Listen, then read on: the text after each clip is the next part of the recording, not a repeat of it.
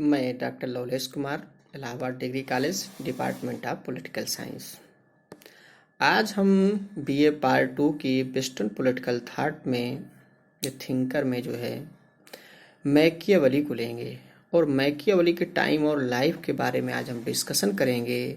उसके संबंध में अब आज थोड़ा सा कंसेप्ट डेवलप करेंगे कि मैकियावेली की क्या कंडीशंस थी, क्योंकि इसके पहले भी क्लासों में हमने कई बार डिस्कशन किया है कि चिंतक चिंतन करता है, चिंतन समयबद्ध होता है, चिंतन बदल जाता है तो समय बदल जाता है, तो चिंतन बदल जाता है।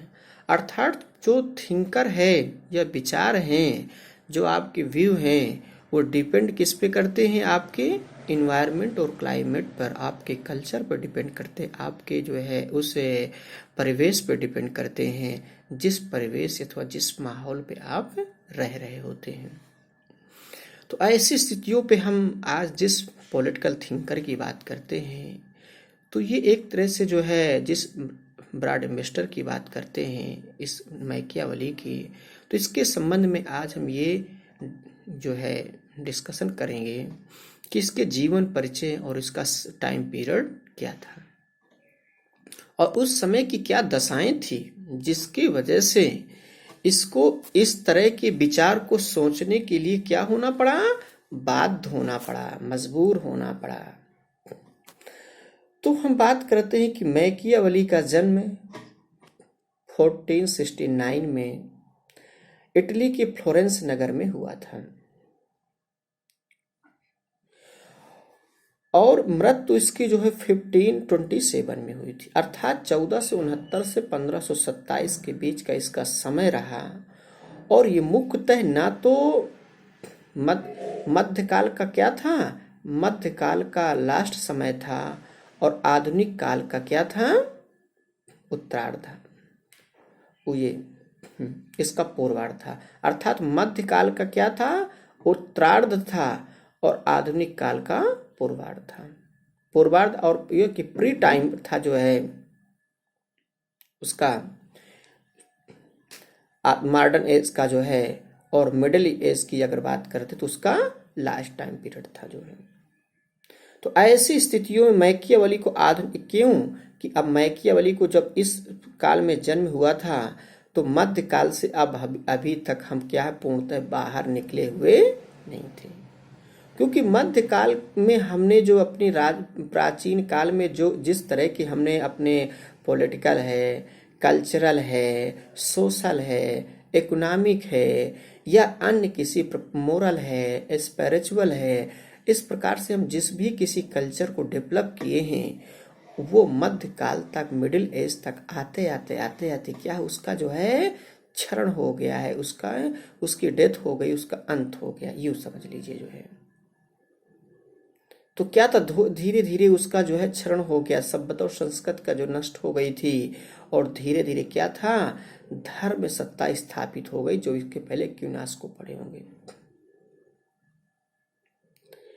थॉमस एक्विनास के टाइम में धर्म तंत्री व्यवस्था थी, यहाँ तक कि कोई यदि किसी तरह का गैलीलियो जैसे अपने राजनीतिक विचारों को दिया था, अपने राजनीतिक विचारों को गैलीलियो ने अपने विज्ञान के सापेक्षता सिद्धांत का सिद्धांत की अपना वो दिया था, उसकी घोषणा किया था, तो गैलीलियो तो वहाँ से अपने जान बचाकर भाग निकले थे, लेकिन उसके साथ एक और साइंटिस्ट थे, उनको वहाँ के लोगों ने, भीड़ ने पकड़ करके जिंदा आग में जला दिया था।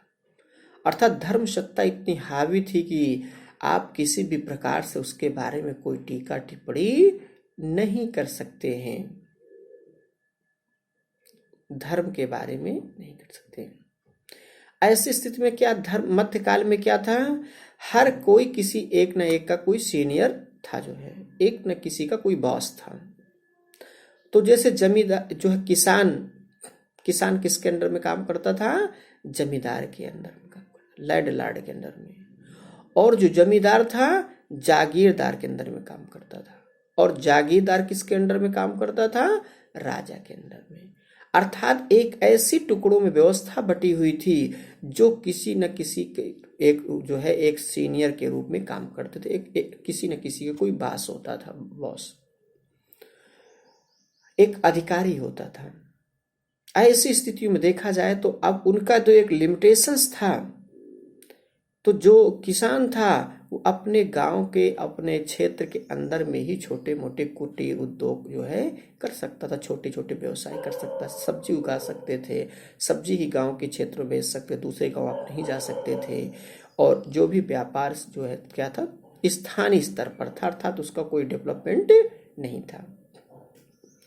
ये भी जो थी स्थितियां एक जैसे थी। तो मध्यकाल में क्या था, ये मध्यकाल की स्थिति थी।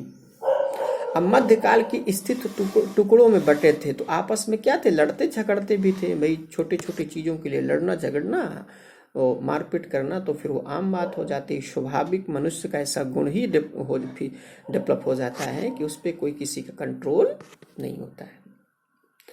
लेकिन धीरे धीरे क्या हुआ, किसान, जमींदार, जागीरदार, राजा और पोप, और उस राजा का मालिक कौन था, पोप था। अर्थात पुनः इसको रिपीट करके समझिए कि किसान का मालिक या हेड कौन था, जमींदार, जमींदार का जागीरदार, जागीरदार का राजा अथवा किंग था, और इस किंग का हेड अथवा मालिक कौन था, पोप था। अर्थात एक तरह से धर्मतंत्री शासन व्यवस्था थी और एक दूसरे से एक तरह से क्षेत्रीय व्यवस्था थी। क्यों, क्योंकि उस मध्यकाल तक नेशन स्टेट राष्ट्र राज्य की कल्पना नहीं हो पाई थी। और मध्यकाल के बाद जैसे राष्ट्र राज्य की कल्पना हुई, इसको हम इस नोट्स को जो है पिक खींच करके ग्रुप में भी पार्ट 2 के डाल देंगे, तो जो चीज़ें फिगर से आपको स्पष्ट हो जाएगी, उससे लेक्चर इस सुनने के बाद उसको आप यदि पढ़ लेंगे तो आपको सही जानकारी और सही चीज़ें मिल जाएंगी, क्लियर भी आपका कंसेप्ट हो जाएगा। तो मध्यकाल के बाद जब मैकियावेली अपने राज्य शासन व्यवस्था में जो है अपने विचारों को दिया, तो इन्होंने किसका स्थान दिया, राष्ट्र राज्य के, नेशन स्टेट की बात किया। और नेशन स्टेट में जो है ये जमींदार, जागीरदार और राजा, इस सबको हटा, मतलब इन सभी को, किसान को हटा करके एक केंद्रीय सत्ता स्थापित कर दे। उस तरह वो क्या थी, जमींदारी सामंती व्यवस्था थी। सामंती व्यवस्था क्या होता, शक्ति का विकेंद्रीकरण, पावर ऑफ डिसेंट्रलाइजेशन की बात होती कि एक एक सीमा में जमींदार अपना काम करता, उसकी एक सीमा थी, उसके पास भी पावर था। जागीरदार के पास एक लिमिटेड पावर था उसकी जो थी, और जो है राजा के पास भी पावर था। लेकिन इन राजा की शक्तियों में क्या थी, कटौती थी। अर्थात शक्ति का क्या था, विकेंद्रीकरण था, पावर ऑफ डिसेंट्रलाइजेशन था। शक्ति का विकेंद्रीकरण था, सभी टुकड़ों में बटी थी। इसीलिए राजा क्या था, ज्यादा शक्तिशाली नहीं था इसके ऊपर। और जो कमी बची थी तो पोप हावी थे, जो है धर्मतंत्री जो शासन व्यवस्था के जो हेड थे। अब इसके बाद जब नेशन स्टेट, तो इससे क्या हो, राज्य कमजोर हो गया। और जब राज्य कमजोर हो गया तो कोई भी आकर के उसको खिलौना के रूप में अपना यूज कर सकता है। तो मध्यकाल में जब मैकियावेली में क्या हुआ, तो मैकियावेली ने राष्ट्र राज्य की कल्पना की। अगर राष्ट्र राज्य हो जाएगा तो शक्ति का केंद्रीकरण कर दिया जाएगा और एक ऐसी केंद्रीय सत्ता की स्थापना की जाएगी जो हर किसी प्रॉब्लम या किसी समस्या के जो है समाधान या उसका मुकाबला कर सकती है। ऐसा क्यों सोचा, थोड़ा आप विचार ये करिए कि मैकियावेली के मन में ऐसे क्या विचार आए और क्यों आए, और उन्होंने अपने जीवन में किस तरह से अनुभव को, अपने एक्सपीरियंस को गेन किया। तो मैकियावेली क्या था, पढ़ने लिखने में थोड़ा सा बहुत इंटेलेक्चुअल पर्सनालिटी थी, पढ़ने लिखने में बहुत वो था, बौद्धिक था। और वो बहुत कम उम्र में ही फ्लोरेंस राज्य में उसको एक क्लर्क के रूप में क्या मिल गई थी, नौकरी मिल गई थी, बाबू बन गया था राजा के यहाँ।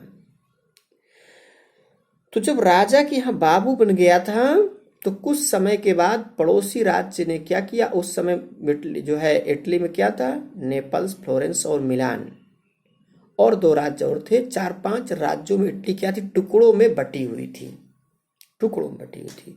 तो कुछ समर्थक जो फ्लोरेंस था दूसरे स्टेट के, दूसरे राज्य के समर्थक थे, अर्थात जैसे जर्मनी, इटली जो है, जापान या अन्य फ्रांसीसी शक्तियों के समर्थक थे, फ्रांस। और दूसरे मिलान के लोग दूसरों के समर्थक थे, जो फॉरेन पॉलिसी के अंतर्गत होता है, जिसे भारत अमेरिका और उसको फॉलो करता है, रूस को फॉलो करता है, ना कि चाइना को। लेकिन पाकिस्तान क्या है, चाइना को फॉलो करेगा, अर्थात एक अपोजिशन की स्थिति थी। तो इटली के समय तत्कालीन परिस्थितियों में भी जो कई राज्यों में डिवाइड थी इटली, फ्लोरेंस, मिलान और इस जो है नेपल जो है फ्लोरेंस में जो है, तो वो क्या था, आपस में लड़ते भिड़ते भी थे। और इटली उस तत्कालीन बौद्धिक क्षमता की वजह से कुछ शिक्षा प्राप्त करने के बाद मैकियावेली उस फ्लोरेंस राज्य में एक क्लर्क के रूप में नौकरी की सेवाएं देने लगे। उस फ्लोरेंस राज्य में रहते हुए मैकियावेली को एक बौद्धिक क्षमता इतनी उसकी प्रखर थी कि वो धीरे धीरे उस शासन प्रमुख का हेड बन गया। जैसे अब राज्य का प्रमुख, मुख्य सचिव, कैबिनेट सचिव, तो क्या होते हैं, मुख्यमंत्री के बिल्कुल करीब पहुंच जाते हैं। अब पहले सचिवालय में काम किए जो है। तो इस प्रकार से मैकियावेली भी उस फ्लोरेंस राज्य में एक तरह से जो है प्रशासनिक हेड हो गया। अब प्रशासनिक जब हेड हो गया तो राजा से उसकी वार्ताएं हमेशा होने लगी, किंग से जो है। तो जब किंग से वार्ताएं होने लगी और उसकी योग्यता को देखते हुए राजा ने क्या किया, देखा कि ये जो मैकियावेली बहुत योग्य और चतुर व्यक्ति है, तो उसको एम्बेसडर के रूप में, राजदूत के रूप में उसको क्या हुआ, इटली के या विश्व के अन्य देशों में भी घूमने का और संधि समझौते करने का क्या मिला, एक अवसर मिल गया कि भाई कोई काम होगा, विदेशों से संधि और समझौता करना है, तो ऐसा योग्य व्यक्ति कौन है, तो राजा की दृष्टि में सबसे पहली प्रायोरिटी में मैकियावेली आते थे। तो मैकियावेली जब विदेश यात्रा में जाते थे, राजा के राजदूत के रूप में जाते थे, तो आपको ये स्वाभाविक अनुभव होना चाहिए। आप कल्पना करिए कि जब राजा का कोई राजदूत जाएगा, अर्थात राजा का प्रतिनिधि के रूप में जब वहां जाता था मैकियावेली, तो उसको बहुत सम्मान, रिस्पेक्ट मिलता था कि ये फ्लोरेंस राज्य से आए हुए हैं राजदूत, उसको बहुत सम्मान मिलता था। और राज्यसभा में बाइज्जत बैठाला उठाया जाता था, उसको सम्मान देता था।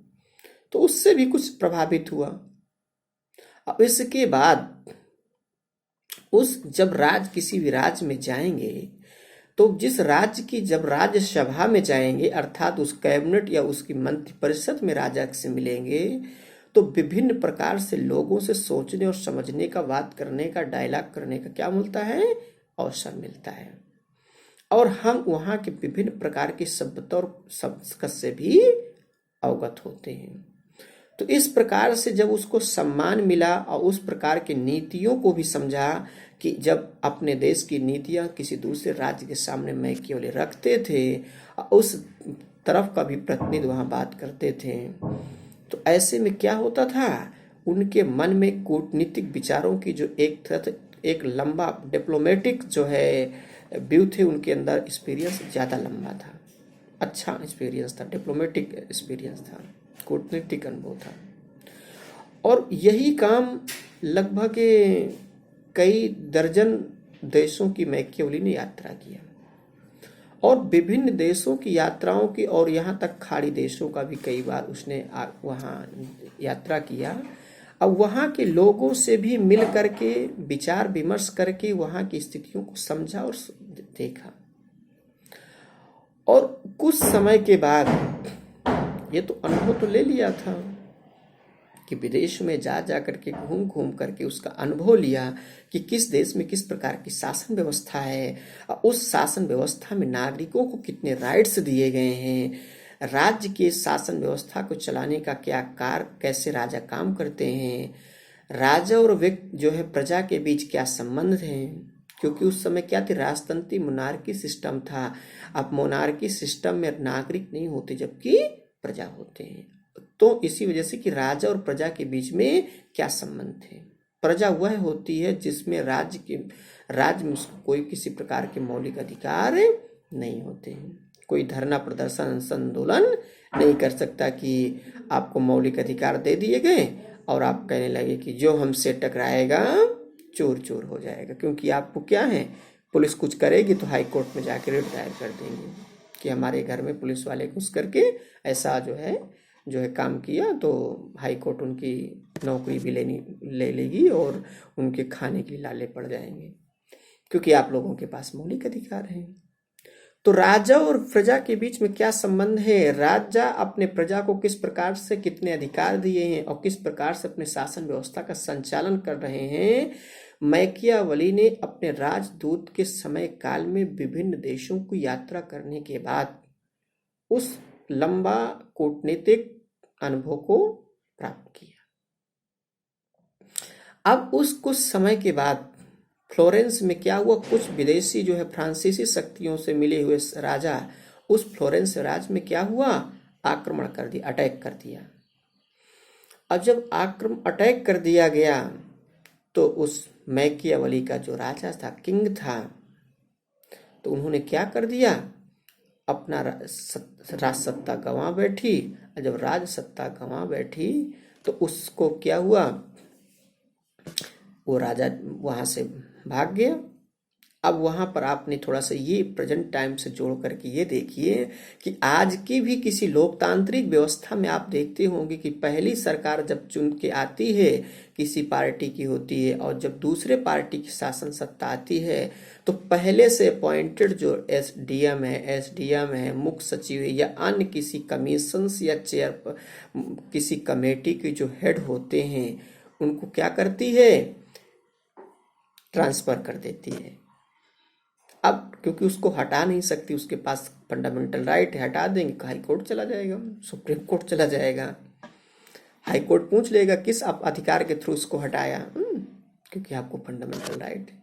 लेकिन आप इसको कोरिलेटेड करके समझिए कि उस समय की राजतंत्रीय व्यवस्था में ये विकल्प नहीं था, ये ऑप्शन नहीं था।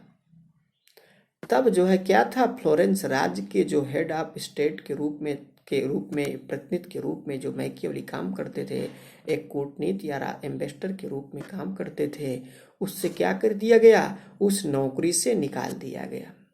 भाई एक डीएम की नौकरी में थे जो तब उस समय जो है डिस्ट्रिक्ट मजिस्ट्रेट के रूप में, जैसे आज एक शाही नौकरी लोग मानते हैं, उसके पास सभी अधिकार थे।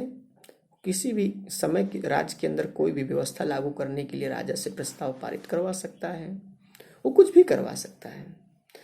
तो उसको एक शाही सुख सुविधाएं मैकियावली को प्राप्त थी। अब कुछ समय के बाद जब राज्य में वो शासन व्यवस्था हटी तो मैकियावली को भी उस राज्य से क्या कर दिया गया, निकाल दिया गया, नौकरी भी चली गई और शाही पद प्रतिष्ठा भी चली गई। अब मैकियावली ने सोचा, अब उसके मन में देखो ये टाइम और परिस्थितियां बदली ना, तो अब उसके मन में ये विचार आया कि काश इस राज शक्ति को यदि इतनी मजबूत कर दिया जाता, पावर ऑफ सेंट्रलाइजेशन कर दिया जाता, क्योंकि पहले क्या था, शक्ति का विकेंद्रीकरण था, पावर ऑफ डिसेंट्रलाइजेशन था, शक्ति का विकेंद्रीकरण था, शक्ति छोटे छोटे टुकड़ों में बटी थी, राजा के पास भी थी, जमींदार के पास भी थी, जागीरदार के पास भी थी, और थोड़ा सा फार्मर या किसान के पास भी थी, और शक्तियों का विकेंद्रीकरण था। तो उन्होंने ये महसूस किया कि इस मध्यकाल की व्यवस्था में, आधुनिक काल में, क्योंकि ये एक ऐसा विचारक है कि आधुनिक काल का भी कभी कभी मान लेते हैं और मध्यकाल का भी मान लेते, दोनों के बीच का है, न पूर्णतः इसको आधुनिक कह सकते, न पूर्णतः इसको मध्यकाल कह सकते हैं, ये बीच का टाइम पीरियड का है। लेकिन इसी के संबंध में कुछ विचारकों ने अपने मत भी व्यक्त किए कि ना तो ये पूर्णतः आधुनिक बन पाया और ना जो है मध्यकाल का ही रहा, क्योंकि उसके ऐसे विचार थे जो राष्ट्र राज्य की संकल्पना थी आधुनिक काल से जोड़ दिया, और कुछ विचार उन्होंने ऐसे दिया जो मध्यकाल से ही बने रहे, क्योंकि पूर्ण परिवर्तन नहीं कर पाए थे। क्योंकि जो आधुनिक जोड़ दिया, नेशन स्टेट की बात किया, जो है मोरलिटी की बात किया कि राज्य की शक्ति का प्रयोग करते हो, राजा को नैतिकता से दूर रहना चाहिए, राजनीति से और नैतिकता का कोई संबंध नहीं है। उन्होंने बताया कि अब क्या होना चाहिए, राज्य शासन की व्यवस्था को संचालित करने के लिए अब इस आधार पर उन्होंने सोचा कि यदि फ्लोरेंस राज्य का शासन व्यवस्था है, यदि प्रिंस, उन्होंने क्या किया, राजकुमार नामक प्रिंस नामक पुस्तक लिखी ना मैकियावली के प्रसिद्ध पुस्तक का क्या नाम था, प्रिंस ऑफ, दूसरी का डिस्कोर्सेस। तो उन्होंने कहा कि यदि उन्होंने प्रिंस नाम से एक पुस्तक की भी रचना कर डाली और उन्होंने बताया कि यदि राजा इतना शक्तिशाली होता तो इस राज्य की एकता को बनाए रखा जा सकता है, और यदि एकता बनी रहती तो इस राज्य की ऐसी दुर्दशा या स्थिति ना होती। तो अब उन्होंने विचार करने लगे कि राजा को किस प्रकार की शक्तियां मिलनी चाहिए और अपने राज्य की सुरक्षा व्यवस्था के लिए किस प्रकार की नीतियों का निर्माण करना चाहिए, कैसे नीतियों को पालन करना चाहिए। अब मुझे थोड़ा सा आशा और विश्वास करता हूँ कि जो मैं ये कंसेप्ट देने का प्रयास किया बच्चों को, तो ये उन सभी चीज़ों को कोरिलेटेड करने का प्रयास किया जो प्रेजेंट हैं और जो बीती हुई चीज़ें हैं। प्रेजेंट और पास्ट को जो है कोरिलेटेड से संबंध स्थापित करके समझाने का प्रयास किया कि मैकियावेली की क्या दशाएं थी, क्या कंडीशंस थी, कैसा उसको एनवायरनमेंट मिला, और उस एनवायरनमेंट में, क्योंकि हमने कहा ना कि चिंतक चिंतन करता है, चिंतन समयबद्ध होता है, समय बदल जाता है तो चिंतन बदल जाता है। क्योंकि उस समय की जो ब्रॉड एम्बेसडर के रूप में मैकियावेली काम करते थे, एक प्रशासक के रूप में काम करते थे, तो सारी सुख सुविधाएं उसके पास थी। तो उसको ये अब कोई रियलाइजेशन करने की जरूरत नहीं है कि भूखा व्यक्ति के लिए क्या क्या महसूस करता। अगर कोई भूखा व्यक्ति होगा तो वो क्या महसूस करेगा। लेकिन जब उसकी नौकरी निकल जो है छूट गई, नौकरी से बाहर कर दिया गया, और इसके बाद उसी आधार पर वो एक तरह से सामान्य व्यक्ति में कैटेगरी में आ गया, तो अब वो रियलाइज करने लगा कि काश अगर ऐसा होता तो क्या होता। तो उन्होंने इस तरह से विचारों को उसके विचारों में परिवर्तन आया। तभी उसने क्या किया, राष्ट्र राज्य की संकल्पना को आधार बनाया, अपनी प्रसिद्ध पुस्तक प्रिंस की रचना किया, और प्रिंस में उसने शक्तियों के बारे में बताया कि राजा को राज्य की सुरक्षा के लिए किन किन प्रकार की नीतियों का पालन करना चाहिए। उन्होंने क्या किया, अब थोड़ा सा यूं भी समझिए कि धर्मनिरपेक्ष राजनीति का जनक माना जाता है, राष्ट्र राज्य के जनक के रूप में मैकियावेली को देखा जाता है। मैकियावेली को एक व्यवहारिक या यथार्थवादी राजनीति विज्ञान का जनक माना जाता है। अर्थात कई विषयों को क्या हुआ, फादर भी बन गया, जन्मदाता भी बन गया। अर्थात आधुनिक राजनीति विज्ञान का जनक मैकियावेली, राष्ट्र राज्य का जनक मैकियावेली, व्यवहारवादी राजनीति या यथार्थवादी राजनीति का जनक मैकियावेली। मैकियावेली ऐतिहासिक एवं आगमन पद्धति का क्या किया आधारित, जो मैकियावेली की पद्धति है उसने क्या किया, ऐतिहासिक एवं आगमन पद्धति पर आधारित है। क्यों? क्योंकि उसने इतिहास का भी अध्ययन किया, पूर्व के चीजों का भी अवलोकन किया कि राज्य की सुरक्षा के लिए किस प्रकार से राजा को क्या करना चाहिए, ऑप्शन की तलाश करनी चाहिए, किस प्रकार से राज्य की सुरक्षा जो है कर सकता है राजा। इस आधार पर उसने जो है अपने विचारों को दिया। तो पुराने चीजों को अध्ययन किया, अर्थात किसको स्वीकार किया, ऐतिहासिक पद्धति, हिस्टोरिकल मेथड को अडेप्ट किया, उसने स्वीकार किया। और इंडक्टिव मेथड को भी पाया, आगमन पद्धति को भी अडेप्ट किया। उन्हीं के आगमन पद्धति और निगमन पद्धति, तो इसने आगमन पद्धति को स्वीकार किया। आगमन पद्धति क्या, वैज्ञानिक पद्धति मानी जाती है, इसलिए इसने वैज्ञानिकता के आधार, क्योंकि इतिहास है तो इतिहास तथ्यों का प्रमाणिकता देती है, तो इसने इसने अपना ध्यान दिया। और मैकियावेली की विचारधारा अरस्तु के करीब है, क्योंकि अरस्तु ने भी प्राचीन काल में व्यवहारिक राजनीति विज्ञान को जो है स्थापित करने में अपना योगदान दिया। क्योंकि अरस्तु भी राजनीति विज्ञान के क्या हैं, जनक माने जाते। तो राजनीति विज्ञान के जनक अगर बात करें तो अरिस्टोटल को स्वीकार करते हैं या मानते हैं, और आधुनिक राजनीति विज्ञान के जनक किसे कहते हैं, मैकियावेली को कहते हैं। इसलिए इसको जो है इसे भी जो इटली का क्या कहते हैं, अरस्तु की तुलना देते हैं। भारत का मैकियावेली या अरस्तु किसे कहा जाता है, कौटिल्य को। ईशु ने भी जो है भारतीय राजनीति में व्यवहारिक अनुभव दे करके एक यथार्थवादी नैतिकता विहीन राजनीति का क्या किया, प्रतिपादन किया, और भारतीय राजनीति विज्ञान के पिता कहलाए कौटिल्य जो है।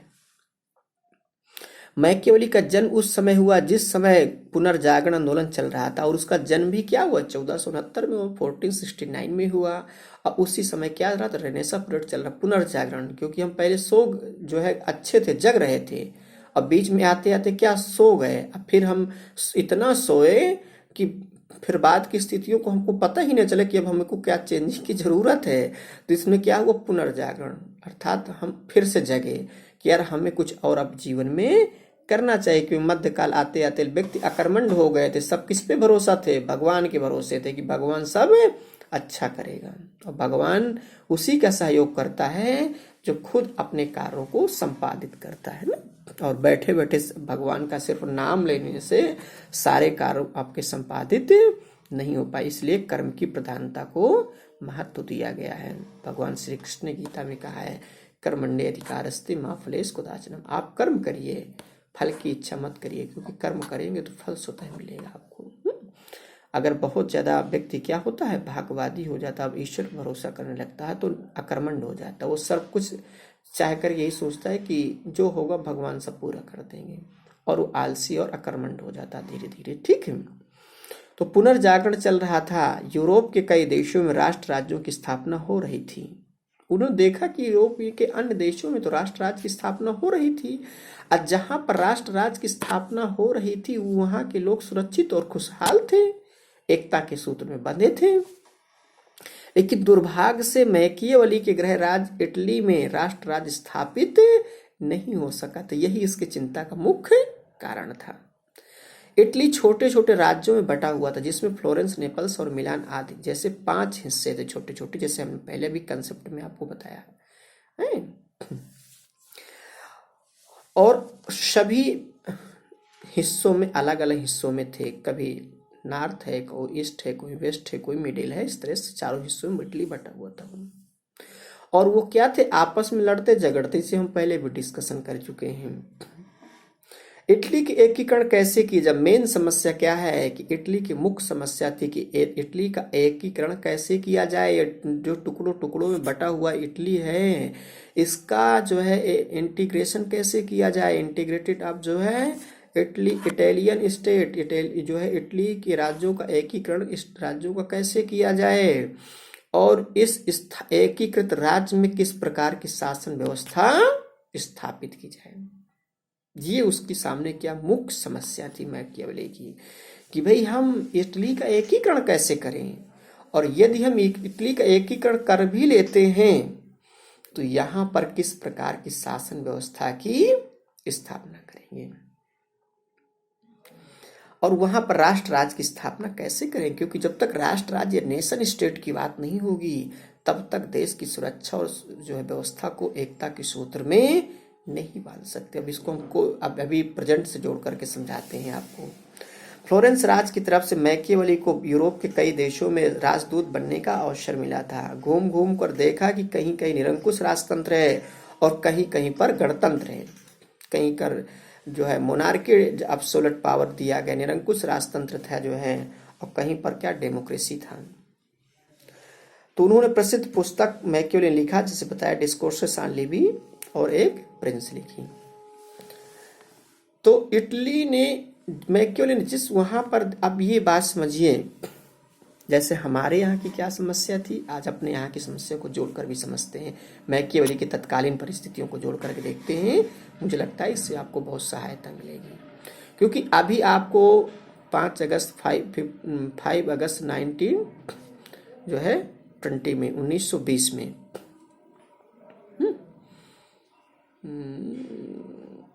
हाँ 1920 में भी 1 साल से ज़्यादा हो गया समय जो है, जब क्या है इसमें आपका जो है ये जम्मू कश्मीर पुनर्गठन विधेयक लाया गया।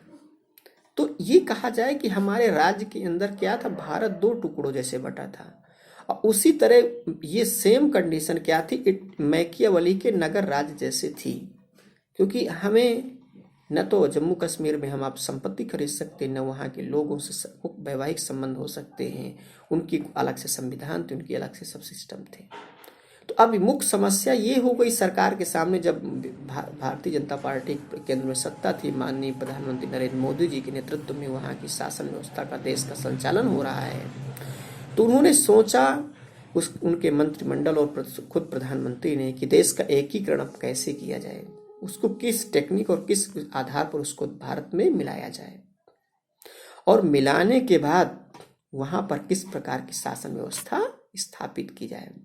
तो वहाँ पर उन्होंने जो है संवैधानिक तरीके से राष्ट्रपति के अनुमोदन जो है उसमें आदेश से जो है उसको राष्ट्र मिला लिया, और मिलाने के बाद उन्होंने निर्णय किया कि जम्मू कश्मीर जो है 2 केंद्र शासित प्रदेश के रूप में डेवलप किए जाएंगे।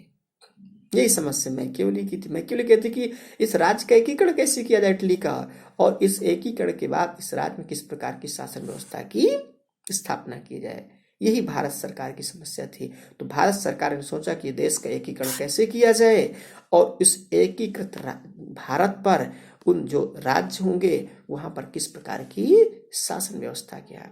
तो संसदीय लोकतंत्र जो है पार्लियामेंट्री डेमोक्रेसी सिस्टम के माध्यम से इंटीग्रेटेड इंडिया की स्थापना किया, और वहाँ 2 यूनिटरी स्टेट की गठन किया, अर्थात 2 संघ केंद्र शासित राज्यों का गठन किया।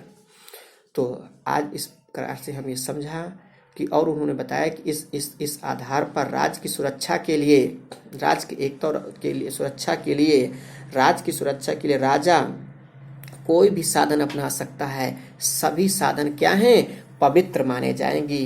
कहते हैं कि साध्य की प्राप्ति के लिए सभी साधन पवित्र होते हैं। तो राजा, उन्होंने कहा कि राजा को छल, कपट, धोखाधड़ी या अन्य किसी भी माध्यम से देश की सुरक्षा के लिए किसी भी साधन का प्रयोग करने के लिए स्वतंत्र है। राजा शेर की तरह बहादुर भी होना चाहिए और लोमड़ी की तरह चालाक भी होना चाहिए, क्योंकि जब यहाँ विद्रोह होगा तो उसमें दोनों प्रकार की चीज़ों का समावेश होना चाहिए। इसलिए कहते केंद्रीय गवर्नमेंट ने जो है, केंद्रीय सरकार ने जो है जम्मू कश्मीर में वहाँ के प्रमुख नेताओं को नज़रबंद करके वहाँ आर्मी का शासन एक तरह से स्थापित कर दी। जगह जगह आर्मी स्थापित कर ली, मिलिट्री जैसे शासन लगा दिया गया, ताकि वहाँ के मौलिक अधिकारों को सीमित कर दिए गए, ताकि वहाँ बहुत ज़्यादा उपद्रव न किए जाएं। इस प्रकार से आज की वीडियो क्लास BA पार्ट 2 की यहीं तक रहेगी। Thank you so much. Next class में फिर मिलते हैं। मुझे आशा और उम्मीद है कि प्रत्येक सुनने वाले छात्र छात्राओं से इससे जो है एक उनकी कंसेप्ट डेवलपमेंट होगा, और उनसे इसको बहुत बड़ा सहयोग मिला और हेल्प मिलेगी। Thank you so much. Next video class में BA पार्ट 2 में फिर मिलते हैं।